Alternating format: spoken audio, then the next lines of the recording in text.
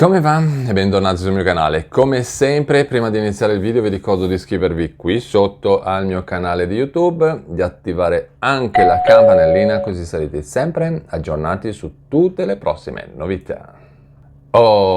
Allora, vediamo subito le notizioni di oggi, così poi dopo ve li spiego bene e ci risolviamo tutti i problemi.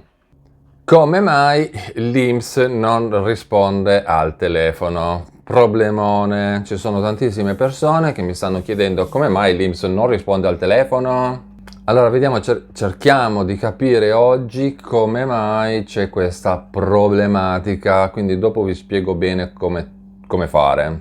Secondo notizione di oggi, fate attenzione all'estratto conto perché si rischia veramente di farsi svuotare il conto sia in banca che in posta. Quindi anche qua vi spiego come qualche trucchetto per evitare questa problematica.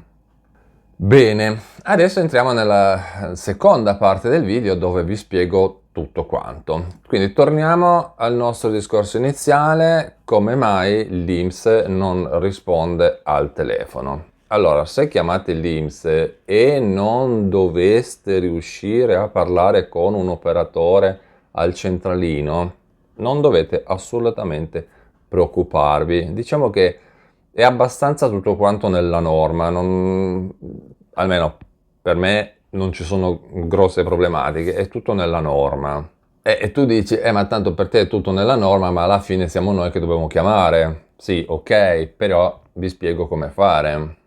Intanto non si tratta di un malfunzionamento del sistema telefonico o del centralino, ma a parte il discorso centralino INPS, perché questa cosa qua vale in linea generale con quasi tutti i centralini statali, ecco, chiamiamoli i centralini statali. Questa cosa vale per quasi tutti quei centralini qui, quindi non so, Agenzia delle Entrate, INPS, INAIL, che ne so, Camera di Commercio, non so, Aputolino, cioè, so che anche se in linea generale la Camera di Commercio non è che aveva avuto grossi problemi, comunque non è un malfunzionamento di sistema del telefono, però cosa succede? Che in questo periodo ci sono tantissime persone che chiamano il centralino o i centralini, quindi diciamo sono un pochino intasati.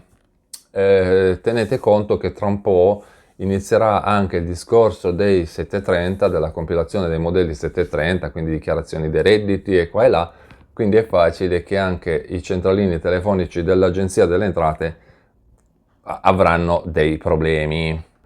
Diciamo che questa cosa qua si verifica quando saltano le linee. Si sentiva tantissimo negli anni 70-80 quando c'erano quei giochi telefonici là in televisione, no? Sono saltate le linee.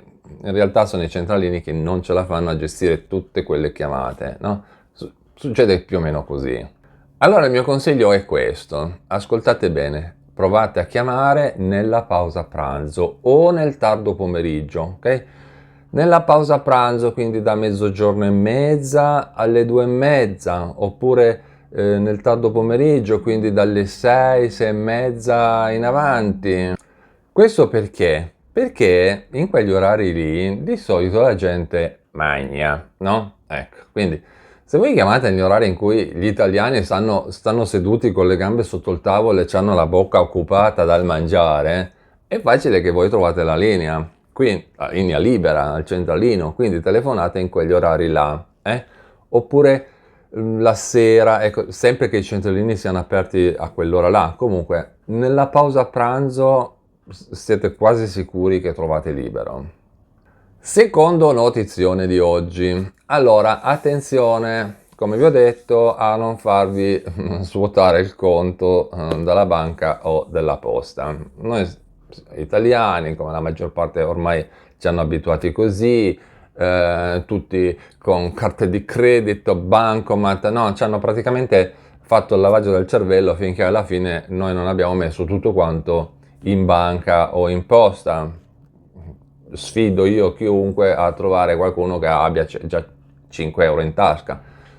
Io già sono uno di quelli, no? Cioè, no, 5 euro alle volte non riesco neanche a prendere un caffè al bar perché non c'ho manco 5 lire, ecco. Quindi praticamente noi italiani siamo sempre attaccati al conto corrente per controllare tutti i movimenti sia in entrata che in uscita, quindi gli accrediti, i soldi che ci arrivano già solo per dire l'assegno di inclusione, l'assegno unico e quant'altro, o per vedere il saldo, questo sia in banca che in posta, no? Oppure per verificare che semplicemente la banca o la posta non ci abbia addebitato delle tasse che non sono state richieste o che nessuno gli abbia detto niente. Però ultimamente sta girando, adesso non posso dire quella parola esplicita perché altrimenti poi so già che YouTube mi butta giù il video, ok? Ve lo dico già. Lo chiamerò il farloccone. Attenzione, sta girando un farloccone, capite bene quello che voglio dire, che veramente rischia di farci perdere dei soldi sia sul conto corrente che in banca o in posta.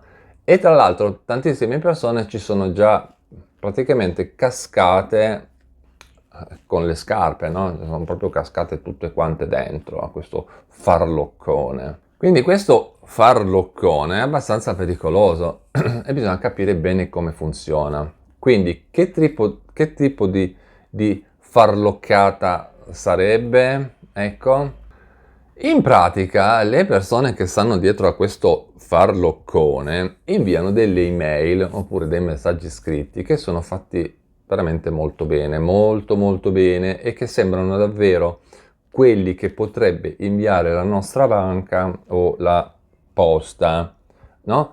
Arrivano addirittura a copiare il logo e l'immagine dell'email della banca e nel messaggio avvisano le persone che ci sono dei problemi sul conto corrente. Di solito nasce tutto da una roba del genere, ok? Quindi quello che bisogna fare attenzione è di non cascarci e che tra l'altro si rischia anche di subire il blocco del conto oppure c'è proprio il rischio di non poter più fare dei bonifici o dei prelievi o altre operazioni simili. Ma sai, finché si tratta di rischiare di non fare un bonifico, tanto quanto.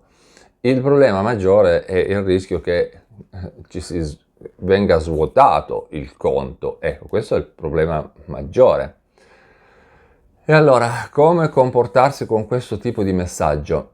Dovete, prima di tutto, immediatamente telefonare proprio al numero, il numero diretto, non così sui numeri che ricevete via email, no, dovete proprio andarlo a cercare, il numero telefonico della vostra banca o dell'ufficio postale vicino dove abitate. Oppure ancora meglio, così siete sicuri che da lì non si scappa, andare di persona nella vostra filiale di fiducia e comunicare ai dipendenti della banca che avete ricevuto questo tipo di messaggio. Dopodiché basterà cancellare il messaggio che avete ricevuto. Mi raccomando, non cliccate mai sui collegamenti che ricevete via mail, via SMS e quant'altro, perché effettivamente, cioè, ovviamente se non siete più che sicuri da chi li ricevete e quant'altro, attenzione, quindi non cliccate mai su quei collegamenti. E soprattutto, come sempre, lo dico sempre, ricordatevi che la banca o la posta non inviano mai dei messaggi dove chiedono di confermare i propri dati personali e tantomeno di inserire i dati della vostra carta di credito. Mi raccomando, questa cosa non succede mai, Quindi appena succede che vi dicono inserisci i dati della carta di credito, ecco già lì c'è qualcosa che non quadra. Bene, con questo è tutto, io vi ringrazio per avermi guardato, vi ricordo di iscrivervi qui sotto al mio canale di YouTube, di attivare anche la campanellina così sarete sempre aggiornati su tutte le prossime novità. E noi ci vediamo in un prossimo aggiornamento sempre qui sul mio canale di YouTube. A presto, ciao!